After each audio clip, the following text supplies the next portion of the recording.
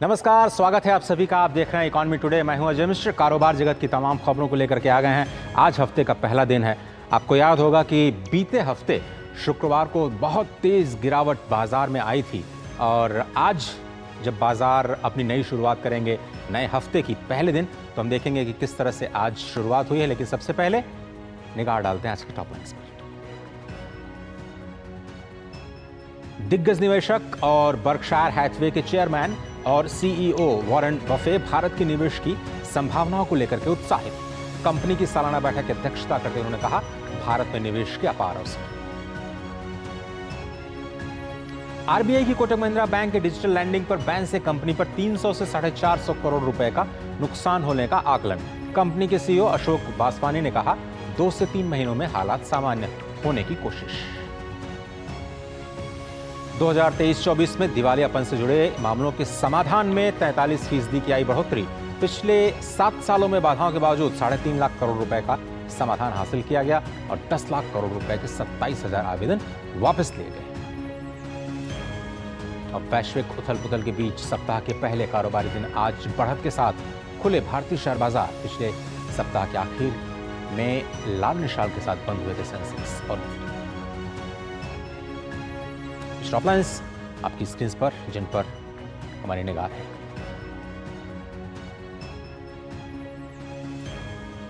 चलिए आगे बढ़ते हैं और कल एक बहुत बड़ी प्रेस कॉन्फ्रेंस अमेरिका में की गई। आपको पता है वॉरेन बफेट निवेश की दुनिया का एक बहुत ही दिग्गज नाम है। उनसे जब सवाल किया गया भारत के बारे में, उन्होंने कहा बहुत सारे ऐसे सेक्टर्स हैं जहां पर अभी आजमाया नहीं गया भारत को निवेश के अपार संभावना है। भारतीय अर्थव्यवस्था के लगातार शानदार प्रदर्शन को देखते हुए दुनिया भर की नामी क्रेडिट रेटिंग एजेंसियों ने भारत की अर्थव्यवस्था की तारीफ की है।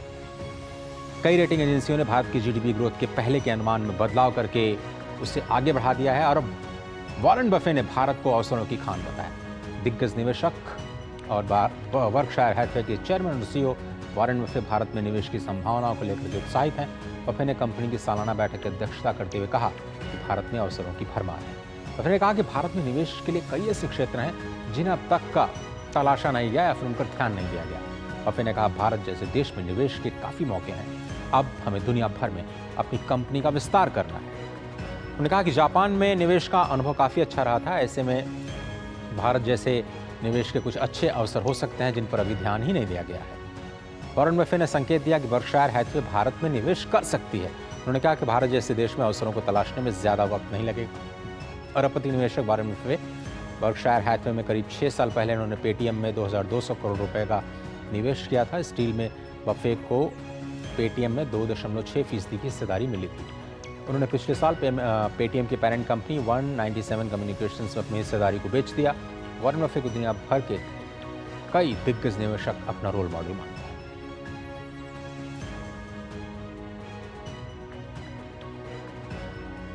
भारतीय दिवाला और शोधन अक्षमता बोर्ड IBBI ने 2023-24 को ऐतिहासिक वर्ष घोषित किया है। दरअसल 2023-24 में राष्ट्रीय कंपनी कानून न्यायाधिकरण जो कि NCLT है, उसने जो समाधान दिए देश में, उनके मामलों की संख्या 43% बढ़ करके 270 पर पहुंच गई। पिछले साल 190 कंपनियों का रेजोल्यूशन हुआ था। इस साल ये 43% ज़्यादा 270 मामलों में रेजोल्यूशन हुआ। IBC में मध्यस्थता को शामिल करने के लिए अगले 2-3 महीनों में सरकार को एक रिपोर्ट सौंपी जाएगी। फिलहाल इस पर चर्चा चल रही है। नियामक बड़े कॉर्पोरेट मामलों के लिए प्री पैकेज्ड समाधान पर भी काम कर रहा है, जिसकी अनुमति अब तक केवल MSME मामलों में ही है। IBBI के पूर्णकालिक सदस्य सुधाकर शुक्ला ने CII द्वारा आयोजित 7वें insolvency and bankruptcy court conclave को संबोधित करते कहा कि एक साल में पहली बार नए मामलों की संख्या में समाधान के मामलों की संख्या बढ़ी है, जिससे पूरे भारत में लंबित मामलों में कमी आई। उन्होंने कहा कि पिछले 7 सालों में बाधाओं के बावजूद 3.5 लाख करोड़ रुपए का समाधान हासिल किया गया और 10 लाख करोड़ रुपए के 27,000 आवेदन वापस लिए गए।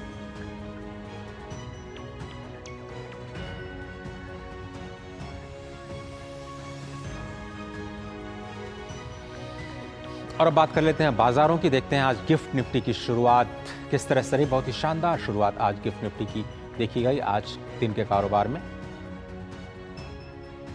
एक समय 49 अंकों की गिरावट 22,645 का स्तर। सेंसेक्स और निफ्टी की ओपनिंग देखते हैं। आज 311 अंक ऊपर सेंसेक्स 74,190 के स्तर पर बंद हुआ। वहीं निफ्टी की बात करें तो 63 अंकों की बढ़त 22,540 का स्तर देखा गया। आज के टॉप गेनर्स में कोटक बैंक 3.7% ऊपर, ब्रिटानिया 3.25% ऊपर, JSW स्टील में 1% से ज़्यादा की बढ़त, TCS में भी 1% से ज़्यादा की बढ़त, आयशर मोटर्स में भी शुरुआती रुझान पॉजिटिव दिखाई दिया है। स्टॉक 1% से ज़्यादा ऊपर बंद इस समय कारोबार कर रहा है। टाइटन में एक बड़ी गिरावट है 4.4% की। आज SBI भी नुकसान के साथ कारोबार कर रहा है। इसके साथ ही श्रीराम फाइनेंस, अदानी एंटरप्राइजेस और बजाज ऑटो में शुरुआती कारोबार में इस वक्त गिरावट का दौर दिख रहा है। एशियाई बाजारों में मिला जुला रुख, हैंगशैंग 13 अंक नीचे, ताइवान 231 अंकों पर, शंघाई में 30 अंकों की बढ़त दिखाई दे रही है। क्रूड ऑयल की बात करें तो थोड़ी सी अपटिक, क्योंकि सऊदी अरब में तेल के दाम में बढ़ोतरी की गई है। $83.14 प्रति बैरल का स्तर दिखाई दे रहा है।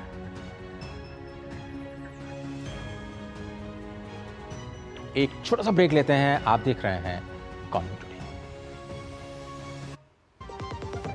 बात जब पीढ़ियों के लिए बनने वाले घर की हो तो जिम्मेदारी बड़ी हो जाती है। गैलेंट समझता है ये जिम्मेदारी। अब डबल एम रिब्स के साथ गैलेंट एडवांस TMT रीबार, निर्माण का रियल हीरो। स्वागत है आप सभी का। आप देख रहे हैं इकॉनमी टुडे और अब बात करते हैं आज के फोकस की।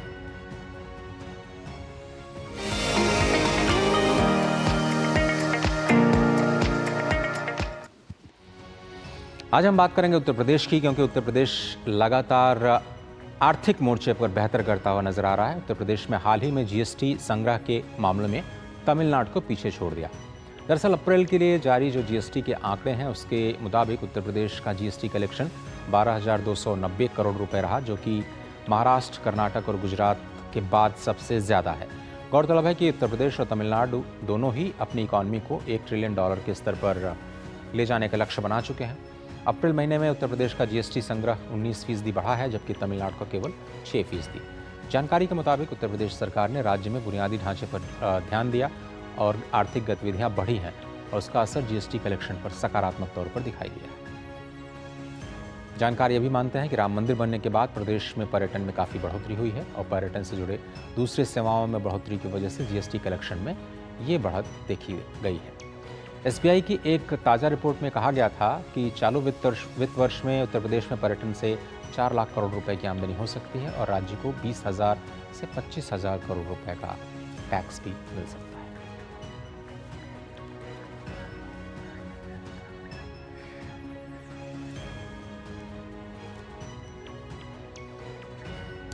प्रोफेसर PK घोष, जो कि पूर्व विभागाध्यक्ष हैं अर्थशास्त्र विभाग के इलाहाबाद विश्वविद्यालय के, वो इस वक्त हमारे साथ जुड़ रहे हैं इस खास प्रोग्राम में। सर बहुत बहुत धन्यवाद वक्त निकालने के लिए। आज हम उत्तर प्रदेश की अर्थव्यवस्था पे बात करने जा रहे हैं। $1 ट्रिलियन का लक्ष्य हमने देखा है, बहुत पहले से रखा गया है, लेकिन जो ताज़ा आंकड़े हैं GST के, तमिलनाडु को पीछे छोड़ देना, जबकि तमिलनाडु एक बड़ा मैन्युफैक्चरिंग बेस माना जाता है, किस तरह से आप देखते हैं सर? देखिए, आपने जिक्र किया अप्रैल 2024 में यूपी की GST कलेक्शन का और साथ में उससे तमिलनाडु का आपने जिक्र कर दिया, लेकिन मैं एक दूसरी बात बताना चाहूँगा कि उत्तर प्रदेश का GST कलेक्शन इस बार पूरे देश में चौथे स्थान पर है। हमसे ऊपर महाराष्ट्र, कर्नाटक, गुजरात है, लेकिन इन जो हमसे ऊपर हैं प्रदेश, उन सब भी 2023 से जो है 24 अप्रैल में जो GST की वृद्धि दर रही है, उन सब की दर हमसे बहुत कम है। हमारी 19% है, जबकि महाराष्ट्र की 13%, गुजरात की 13%, कर्नाटक की मात्र 9% है। तो इस प्रकार हमारा जो जंप है एक वर्ष में GST कलेक्शन का, वो बहुत अधिक हुआ, सबसे अधिक है टॉप 4 में। जिसका मैं सबसे बड़ा कारण ये मानता हूं कि जो उत्तर प्रदेश की अर्थव्यवस्था का मोमेंटम है वो बहुत स्ट्रांग है और उसने हमें इस छलांग लगाने में मदद की है। और साथ ही साथ हम ये भी कहते हैं कि अब उत्तर प्रदेश को भारतवर्ष में ही नहीं बल्कि विश्व में एक अच्छा अट्रैक्टिव निवेश का डेस्टिनेशन माना जा रहा है।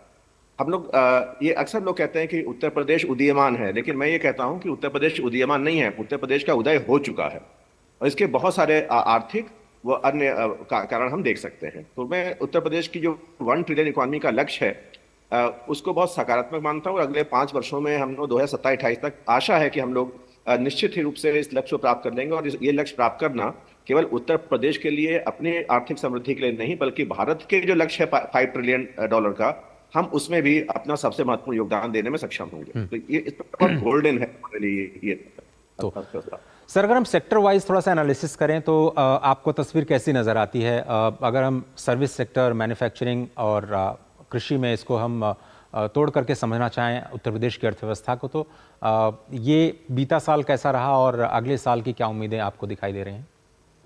हम लोग जब पूरी इकॉनमी में ग्रोथ रेट और जीएसटी की बात करते हैं तो मैं 3-4 चीजें बहुत हाईलाइट करना चाहूंगा in addition to traditional sector, कि आज उत्तर प्रदेश में पूरे भारतवर्ष में सबसे बड़ा रेलवे का नेटवर्क है जो 16,000 किलोमीटर से भी अधिक ट्रैक है। प्रथम है उत्तर भारत में। सबसे अधिक संख्या में एयरपोर्ट्स उत्तर प्रदेश में है, 21 एयरपोर्ट्स हमारे बन चुके हैं। उसके बाद हम सेकंड हाईएस्ट नेटवर्क है हमारा नेशनल हाईवेज का।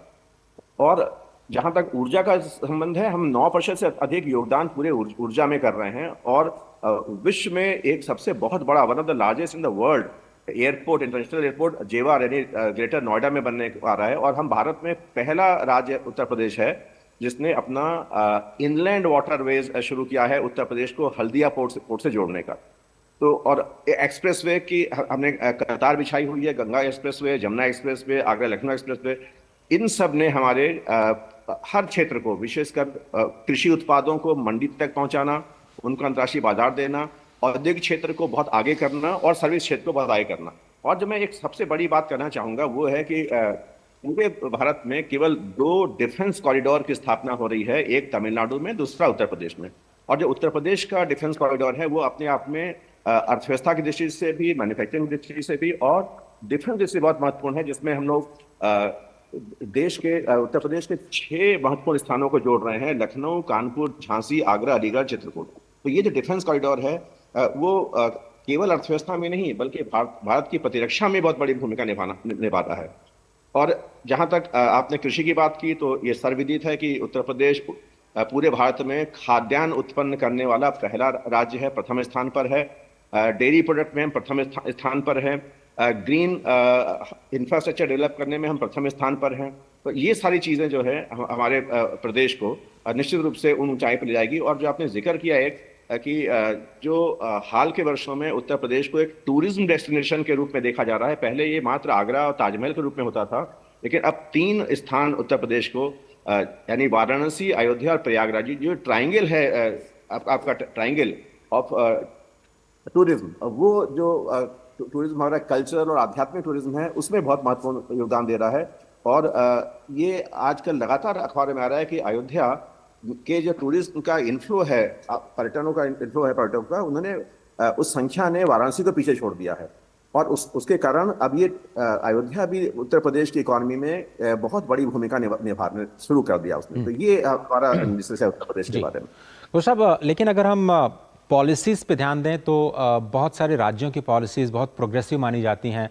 मिसाल के तौर पर गुजरात, महाराष्ट्र जैसे जो राज्य हैं वो इन्वेस्टमेंट अट्रैक्ट करने के लिए बहुत सारे पॉलिसीज़ में अपने लचीलापन दिखाते हैं।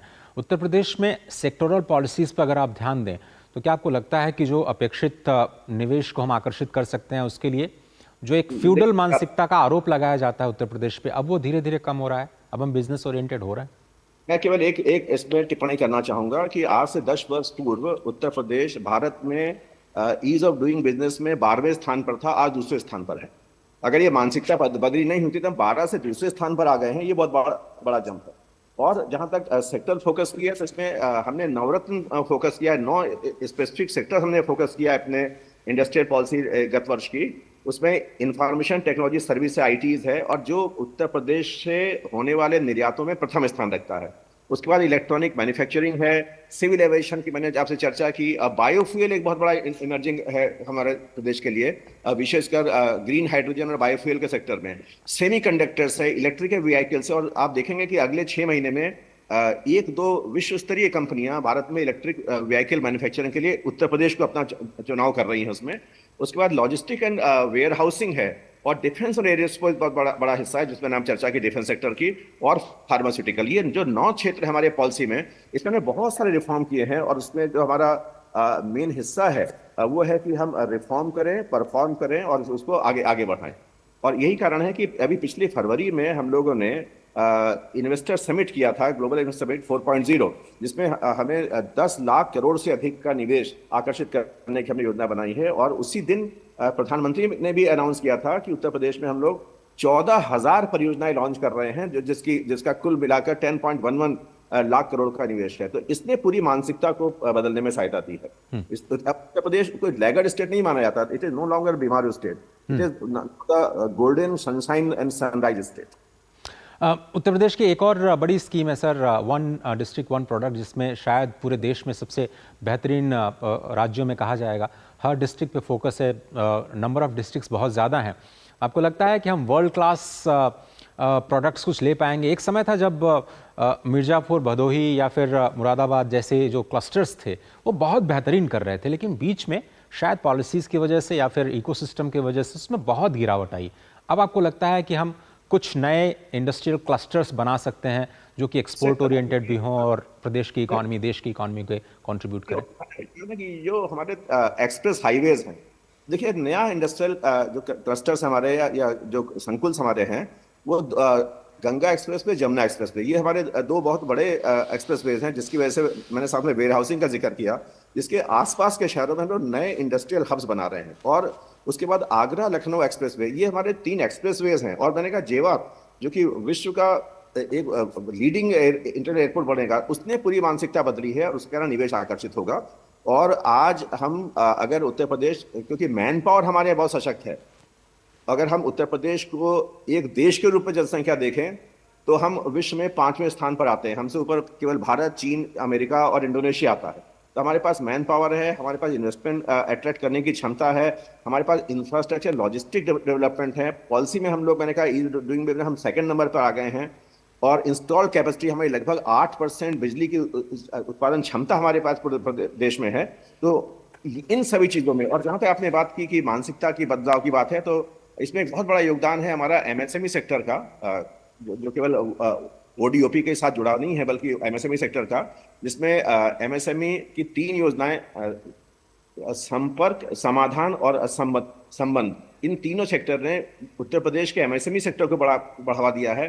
और आज उत्तर प्रदेश पूरे भारत में सर्वाधिक संख्या का एमएसएमई है। लगभग 90 लाख एमएसएमईज हैं, जो पूरे देश का लगभग 14% हिस्सा है हमारा। तो इन सब चीजों ने उत्तर प्रदेश के परिदृश्य को बदलने में बहुत सहायता दी। घोष साहब, मैं चाहता हूँ आप थोड़ा सा क्रिटिकल एनालिसिस भी करें, क्योंकि आपने जो अच्छे पॉइंट्स थे उत्तर प्रदेश ने जहाँ बेहतर किया है उनको तो गिनाया है, लेकिन चूंकि आप स्किल सेक्टर के साथ, एजुकेशन के साथ लंबे समय से जुड़े हुए हैं, इकॉनमी तो आप उस पर आपकी जो पैनी निगाह है ही है, बजट आप हमेशा लगातार देख रहे हैं, डिफेंस पर आप काफ़ी कड़ी निगाह रखते हैं, लेकिन थोड़ा सा क्रिटिकली बताइए, क्या स्किल गैप्स नहीं हैं? हम वर्ल्ड क्लास के इंस्टीट्यूशंस जो पहले हुआ करते थे उत्तर प्रदेश में, आज उनकी संख्या गिनी चुनी रह गई है। ये जो स्किल गैप है उसको कैसे हम लोग एड्रेस करेंगे? देखिए, ये स्किल का जो गैप है वो हम लोग ये कल्पना करें कि हम रातों रात इसमें परिवर्तन कर देंगे, ये नहीं है। आप देखिए उत्तर प्रदेश की पृष्ठभूमि विगत अनेक दशकों से क्या रही है, और ये जो हमने सारी बातें भी हम लोग कर रहे हैं, ये बिल्कुल हाल के समय की बातें हैं। तो और 1 ट्रिलियन इकोनॉमी का भी हमें आज से 5 साल का है। तो अगर आप इसको आज से 5 साल के परिदृश्य में देखेंगे, और पूरी जो हमारी नीतिगत प्रणाली होती है वो ओवरनाइट चेंज नहीं लाती है। लेकिन जो मैंने आपसे कहा कि हम 12वें स्थान पर थे ईज ऑफ डूइंग बिजनेस में, और आज दूसरे स्थान पर है, उसमें स्किल एक बहुत इंपॉर्टेंट हिस्सा है हमारा। और हमने कई इंक्यूबेशन सेंटर्स भी उत्तर प्रदेश में स्थापित किए हैं। और स्किल को बढ़ावा देना हम लोग पूरे भारतवर्ष के स्किल योजना का एक हिस्सा है। और एजुकेशन हब हमारा बहुत स्ट्रांग है। लेकिन जब हम निवेश आकर्षित करेंगे अपने प्रदेश में, तो उसके साथ साथ निश्चित रूप से स्किल को बढ़ावा देने की सारी संभावनाएं खुलती हैं। क्योंकि स्किल अगर निवेश नहीं होगा, आर्थिक परिदृश्य नहीं होगा, तो स्किल आपका यहाँ से आउटफ्लो कर जाएगा अन्य प्रदेशों में, जो अब तक होता रहा है। तो हम यहाँ से स्किल अट्रैक्शन और स्किल डेस्टिनेशन, मैंने आपसे कहा कि उत्तर प्रदेश को अब केवल भारतवर्ष में नहीं बल्कि पूरे देश में एक इन्वेस्टमेंट डेस्टिनेशन के रूप में देखा जाने लगा है। ये निगाह बदली है पूरे विश्व की।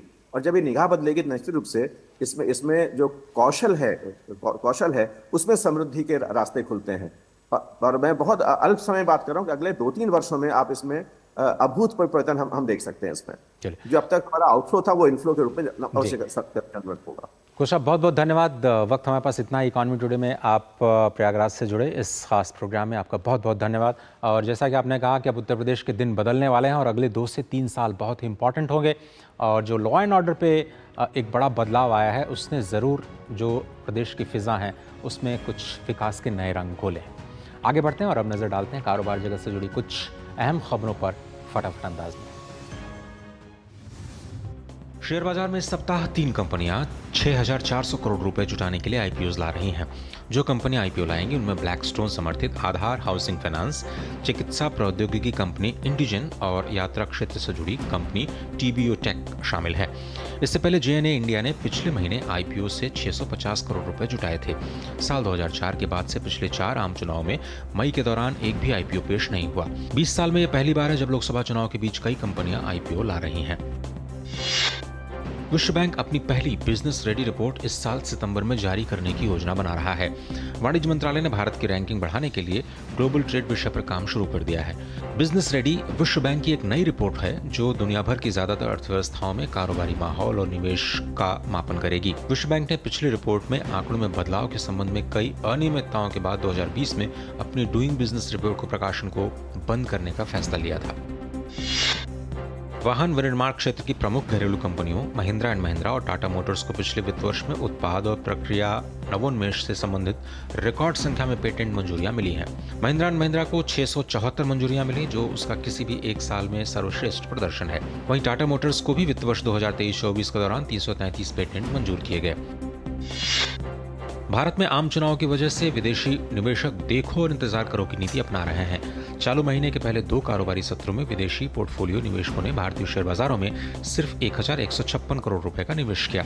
इससे पहले मॉरिशस के साथ भारत की कर संधि में बदलाव और अमेरिका में बॉन्ड यील्ड में निरंतर वृद्धि की चिंताओं के कारण अप्रैल में एफपीआई ने 8,700 करोड़ रुपए के शेयर्स बेचे।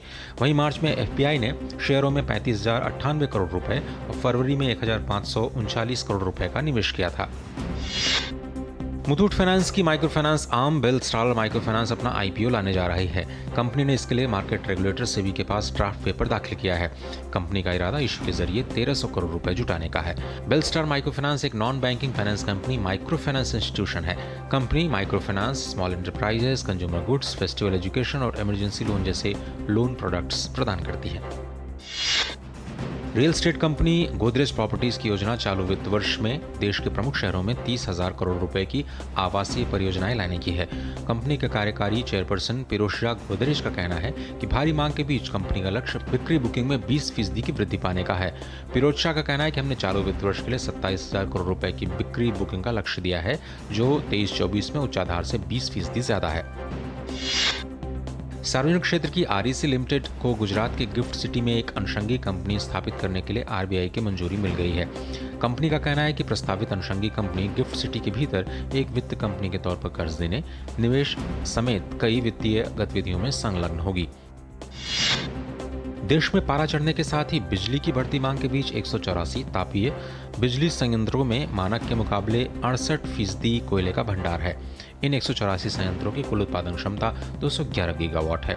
केंद्रीय विद्युत प्राधिकरण की 3 मई की दैनिक रिपोर्ट के मुताबिक उसकी निगरानी वाले 184 संयंत्रों में 4.77 करोड़ टन कोयला का भंडार है, जबकि मानक स्तर 7.05 करोड़ टन का है।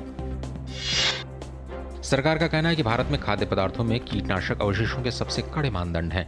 इसके साथ ही खाद्य नियामक FSSAI ने उन रिपोर्ट्स को खारिज कर दिया जिसमें कहा गया था कि मसालों और जड़ी बूटियों में उच्च स्तर के कीटनाशक अवशेषों की अनुमति है। FSSAI घरेलू बाजारों में बेचे जाने वाले ब्रांडेड मसालों के नमूने ला रहा है ताकि ये सुनिश्चित किया जा सके कि वे इनके गुणवत्ता मानदंडों का अनुपालन करते हैं। प्राधिकरण निर्यात किए जाने वाले मसालों की गुणवत्ता निर्धारित नहीं करता। तो ये थी कारोबार जगत की कुछ अहम खबरें फटाफट अंदाज में। और अब चलते चलते न्यूयॉर्क के टाइम्स स्क्वायर के केंद्र में भारतीय अमेरिकी समुदाय के साथ कई और देशों की महिलाओं ने साड़ी की परंपरा और सुंदरता का प्रदर्शन किया।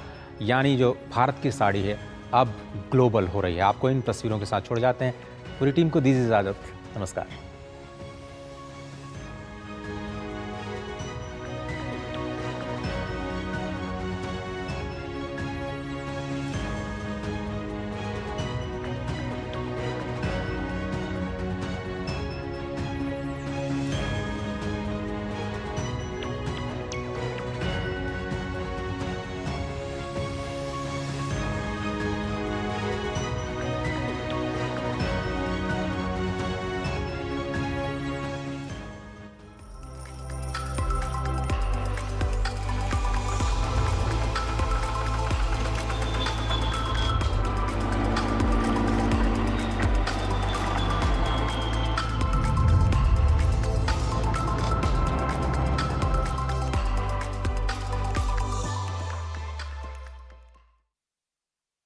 बहरहाल